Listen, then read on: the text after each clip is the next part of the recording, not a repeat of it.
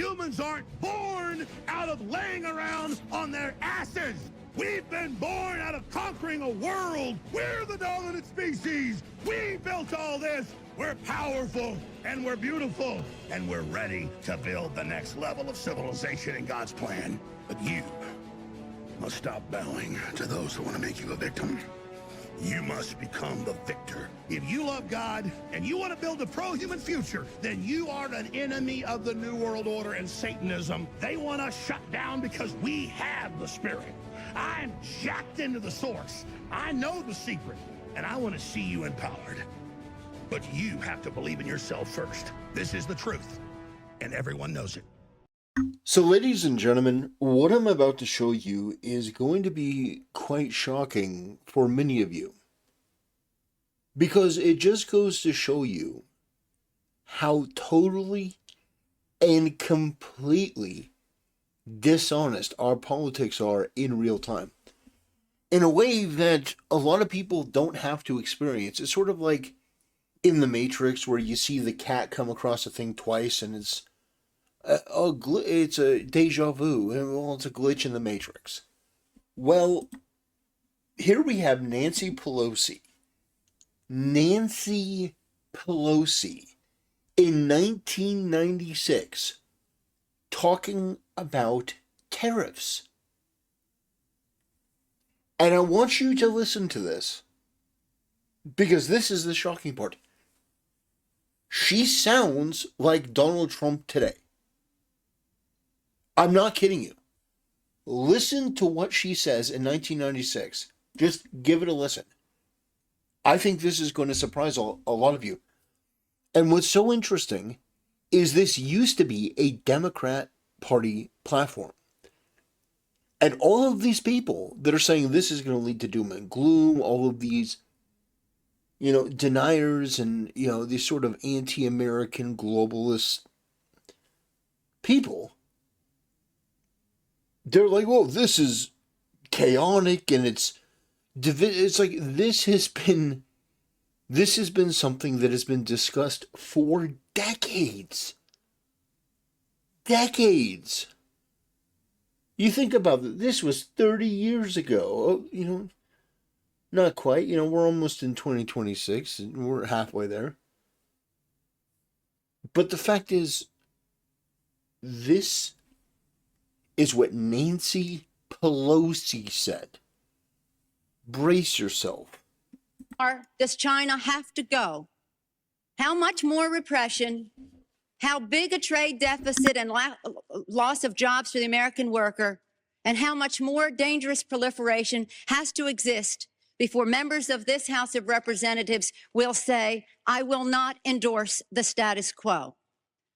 As I mentioned, it's about jobs, proliferation, and human rights. And there are those who say we shouldn't link human rights and trade and proliferation and trade. I disagree. But if we just want to take up this issue on the basis of economics alone, indeed, China should not receive most favored nation status for several reasons that I'd like to go into now. I'd like to call the attention of our colleagues to this chart on the status quo that the business community is asking each and every one of us to endorse today.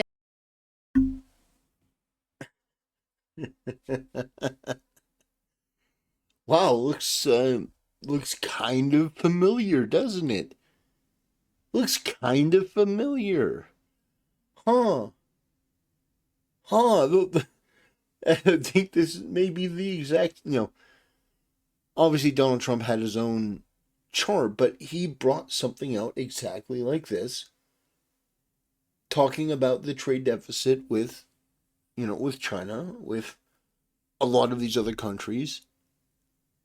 And so really, at the end of the day, this is something that 30 years ago our politicians looked at and said, yeah, this is pretty good. This is what we want to see. This is Nancy Pelosi. Keep in mind. Nancy Pelosi. Right now we have a $34 billion trade deficit with China, the 1995 figure. It will be over $40 billion for 1996. Since the Tiananmen Square massacre, this figure has increased 1,000%, from $3.5 billion then to about $34 billion now. In terms of tariffs, I think it's interesting to note that the average U.S. MFN tariff on Chinese goods coming into the United States is 2%, whereas the average Chinese MFN tariff on U.S. goods going into China is 35%. Is that reciprocal? On exports, China only allows certain industries into China, of U.S. Industries into China, and therefore only 2% of U.S. exports are allowed into China. On the other hand, the U.S. allows China to flood our markets with a third of their exports, and that'll probably go over 40%. And it's limitless because we have no— Crazy. In 1996, Nancy Pelosi was saying the exact same thing as Donald Trump. Isn't that wild? not placed any restriction. In terms of jobs, this is the biggest and cruelest hoax of all. Not only do we not have market access, not only do they have prohibitive tariffs, not only are our exports not let in very specifically, but China benefits with at least 10 million jobs from U.S.-China trade. The president, in his statement requesting this special waiver, said that China trade supports 170,000 jobs in the United States, 170,000 jobs, whereas our imports from China support 10 million jobs at least.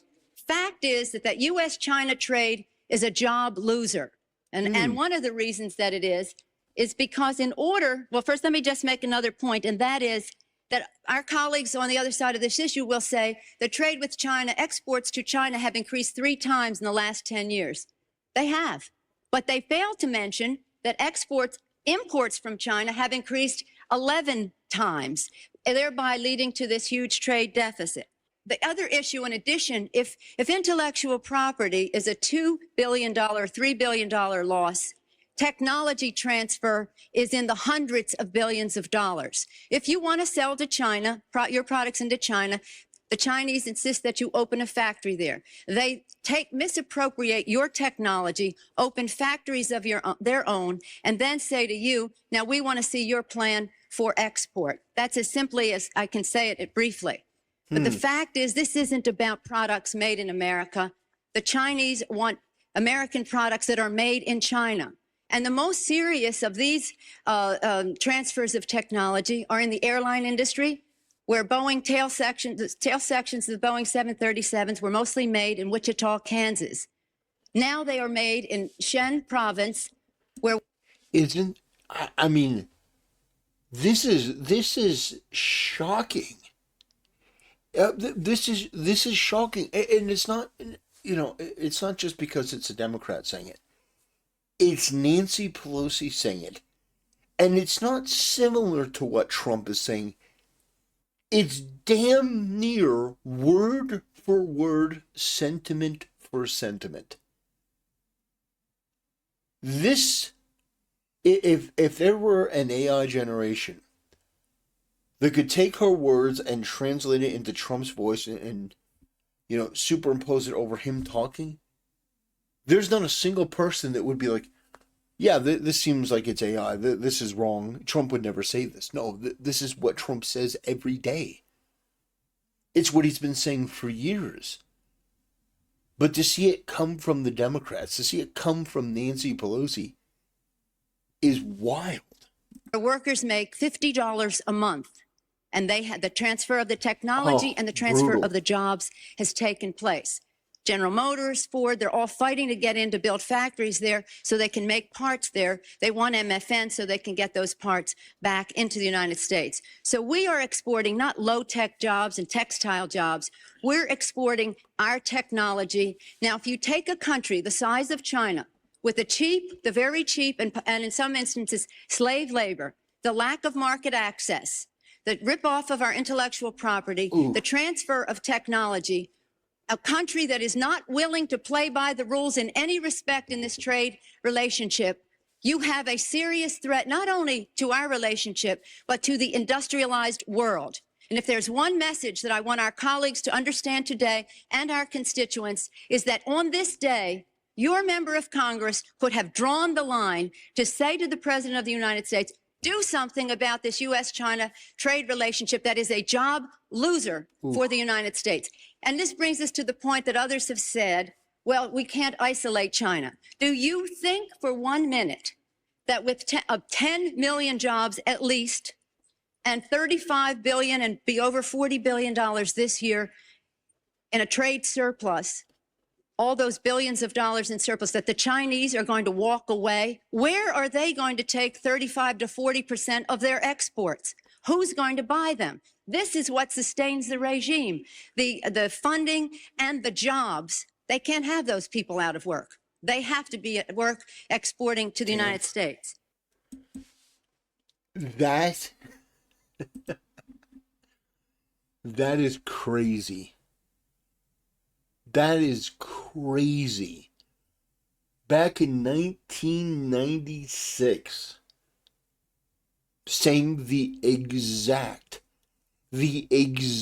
same thing as Donald Trump today. The exact same thing.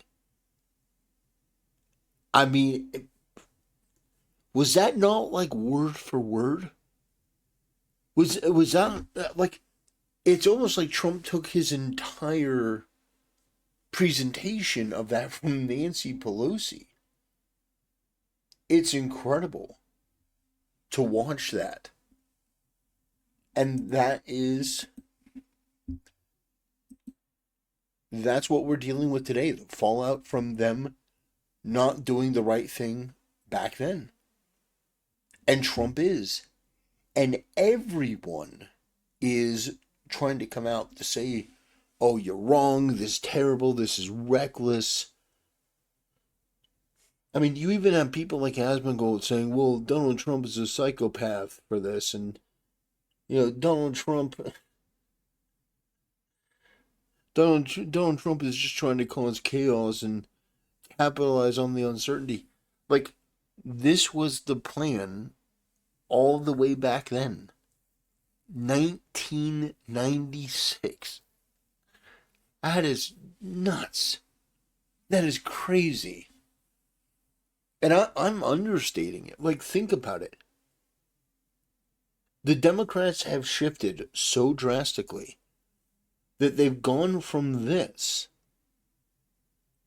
to whatever abomination they've like rotted into. It's just insane. They used to be a party with a vision, at least, standing for something. Now they don't stand for anything. That's shocking.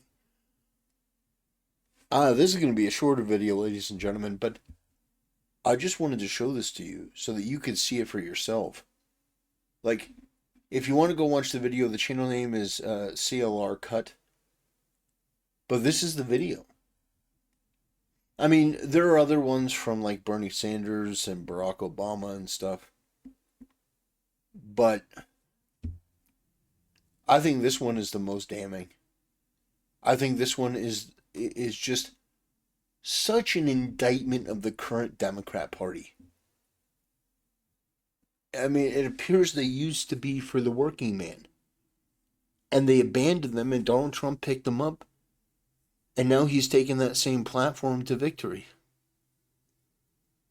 I don't even know if you can call Republicans anymore, but we're definitely on a different track.